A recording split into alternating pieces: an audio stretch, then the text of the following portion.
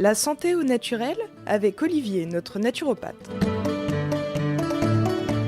Olivier, bonjour. Bonjour Hervé. Aujourd'hui, tu vas nous expliquer comment reconnaître le bon et le mauvais cholestérol. Oui, on va parler un petit peu du cholestérol.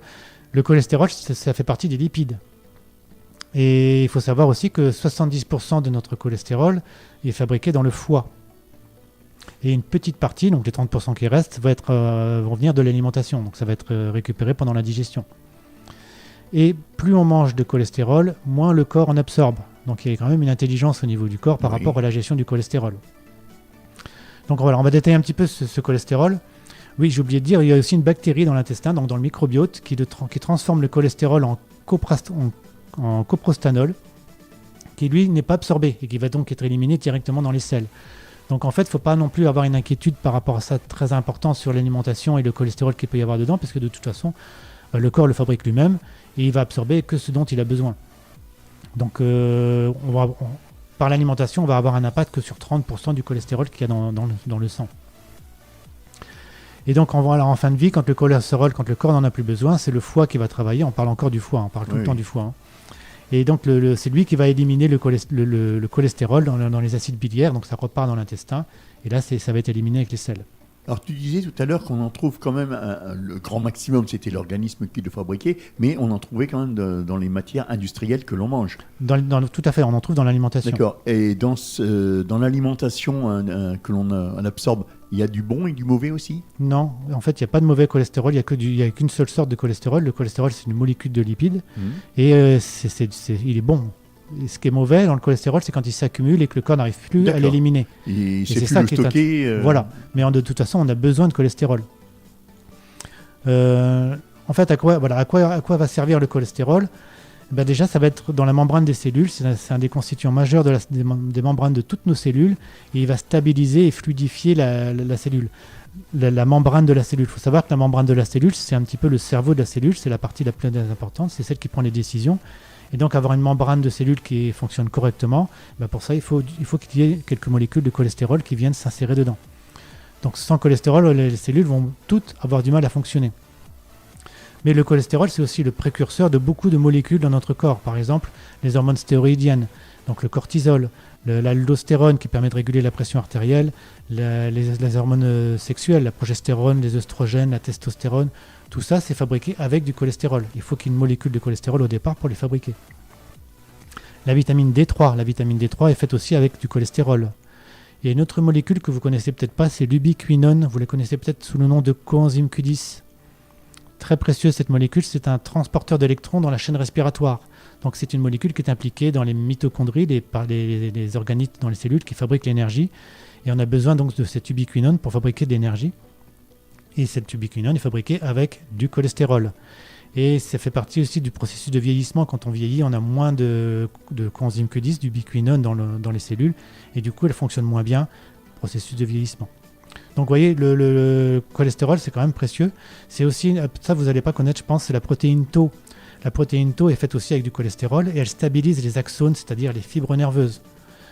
Donc voilà, le cholestérol, c'est une molécule en fait précieuse, qui même on peut considérer comme vitale. C'est son métabolisme qui va pouvoir être altéré et qui lui va poser problème à ce moment-là. Mais du coup, en soi, le cholestérol, on en a un besoin vital. Alors le cholestérol, on va venir justement à cette notion de bon et de mauvais cholestérol. C'est que le cholestérol, comme c'est un lipide, il n'est pas soluble dans le sang. Donc il va falloir des molécules particulières pour le transporter. Et c'est là qu'on va parler des fameuses lipoprotéines, c'est-à-dire des protéines qui transportent du cholestérol, qui transportent des lipides. C'est les fameux LDL et HDL. Et c'est eux qui vont permettre donc de transporter le cholestérol dans le sang pour pouvoir l'emmener là où on en a besoin, pour que les cellules puissent fabriquer donc, tout ce que je vous ai expliqué, toutes les molécules dont on va avoir besoin. Et donc, en particulier les LDL, ce sont ces molécules qui vont avoir un impact sur ce qu'on appelle le mauvais cholestérol, parce que ces LDL, c'est eux qui vont permettre au cholestérol de rentrer dans les cellules. Mais ces LDL, ce sont des molécules, des molécules, ce sont des protéines très fragiles. Ça veut dire que si elles sont un petit peu oxydées, s'il y a un petit peu de glycation, c'est-à-dire du sucre qui s'accroche dessus, donc une mauvaise hygiène de vie, si elles sont dégradées par de la fumée de cigarette, tout ce qui va faire une mauvaise hygiène de vie, ça va abîmer les LDL Et les LDL qui sont abîmés, qui sont plus tout à fait comme ils devraient être, ne vont plus être fixés sur les cellules, ils vont plus pouvoir rentrer dans les cellules. Ça veut dire qu'ils vont circuler. Ils vont être en trop dans le sang. Si ces LDL circulent dans le sang, le corps a quand même des mécanismes pour l'éliminer, parce qu'il ne peut pas suivre son processus normal, donc il va falloir l'éliminer autrement, et ils vont être phagocytés par d'autres cellules. Donc ça veut dire incorporés dans une cellule, isolés, mis de côté, parce qu'on peut plus rien faire avec eux. Et du coup, c'est là qu'ils vont s'accumuler, et c'est là qu'ils vont poser des problèmes. Donc voilà, c'est ça le souci, c'est quand on a une mauvaise hygiène de vie, ces LDL ne vont plus pouvoir fonctionner correctement et transporter correctement le cholestérol, et donc du coup, accumulation et début des problèmes. Mais tu parles d'accumulation, on sait où le cholestérol s'accumule dans l'organisme ? En fait, il va s'accumuler un petit peu partout, mais en particulier, oui. Sur les artères. Exactement, c'est ça. Il va s'accumuler, ça va faire des dépôts à ces niveaux-là.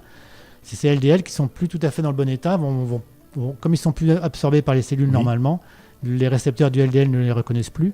Du coup, ils se déposent un petit peu partout, un petit peu n'importe où. Le corps essaie de s'en débarrasser comme il peut, mais c'est pas une voie normale d'élimination. Et du coup, ça s'accumule. La deuxième cause de l'accumulation du cholestérol, ça va être le foie. Le foie, normalement, c'est l'organe qui élimine le cholestérol. Mais si le foie est fatigué, par exemple, on parlait dans une chronique précédente de NASH, donc de la stéatose hépatique non alcoolique.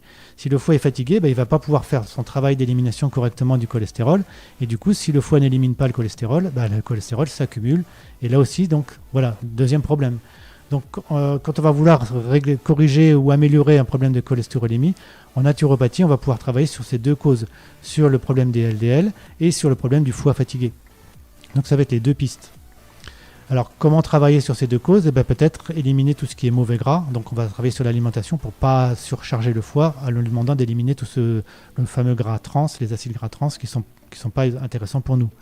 Donc, on va le trouver dans tout ce qui est affiné, tout ce qui est hydrogénation industrielle des acides gras, toutes les huiles végétales qui ont été trop chauffées, qui ont été cuites à haute température.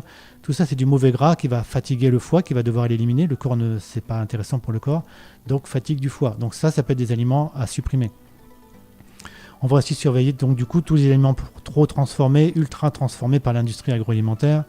Tout ce qui est glucides à index glycémique élevé, le sucre en excès dans le sang, il va être transformé en gras.